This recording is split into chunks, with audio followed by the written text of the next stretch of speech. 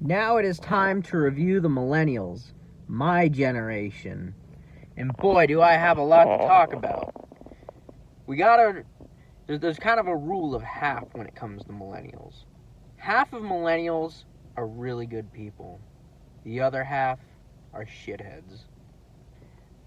The problems of inceldom and spinsterhood, really starts with Millennials. You don't really have inspins before that.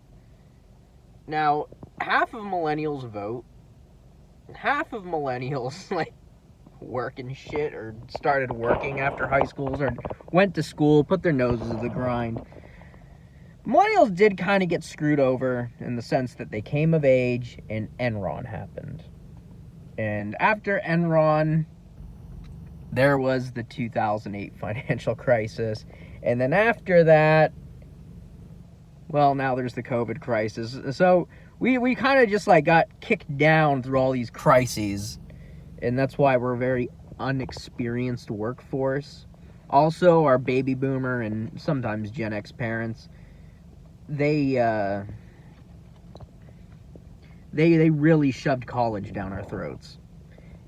And now everybody's got a degree, so a degree doesn't really pay all that much in most cases. And you do have a lot of worthless degrees too, like in liberal arts. And I mean, I was even told this as a kid, oh, get a degree in basket weaving and you'll be set. You can get any degree and you've got the future ahead of you. It's in your hands.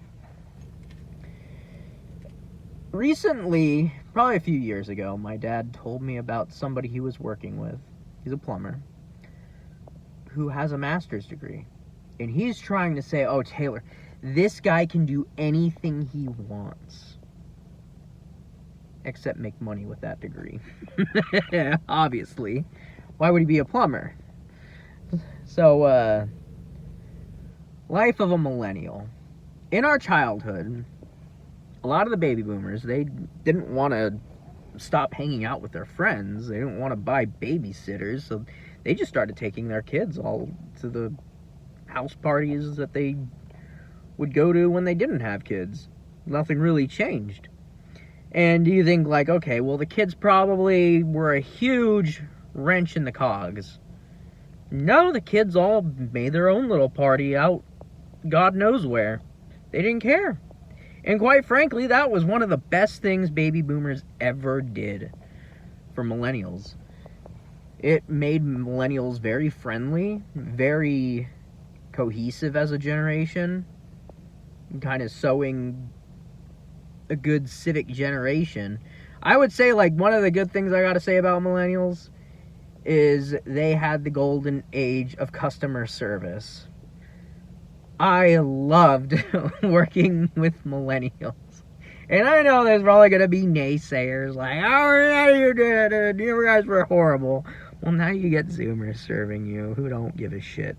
So you brought that upon yourselves if you were one of those people who were still rude during the age of golden customer service. Now, our crisis was kind of the global war on terror. That's when we came of age. Right as 9/11 happened. The first millennials were turning 19 at that time. So, that's kind of the generation-defining crisis. I feel like it's not the only one, though. I do feel like the Bretton Woods collapse is probably going to be something that millennials are going to have to deal with. And as Peter Zeihan points out, I mean, it's not so glorious as what past generations did, but nobody in this cycle really does that. So we're basically going to have just this existing is enough to age the baby boomers gracefully, so that they have retirement money. We are going to have an economic meltdown, but whatever. Deal with it. And we'll come out of that eventually.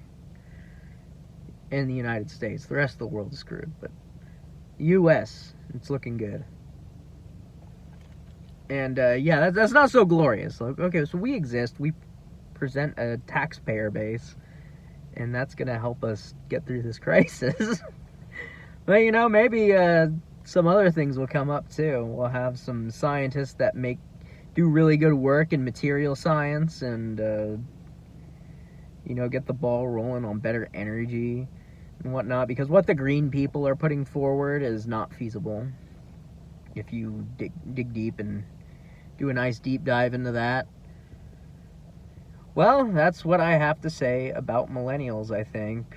If I forgot anything, I'll be sure to add it later in a part 2, because I know a lot about this generation. And like there are things that I don't really like about this generation, but also things that I really love about this generation. So thank you.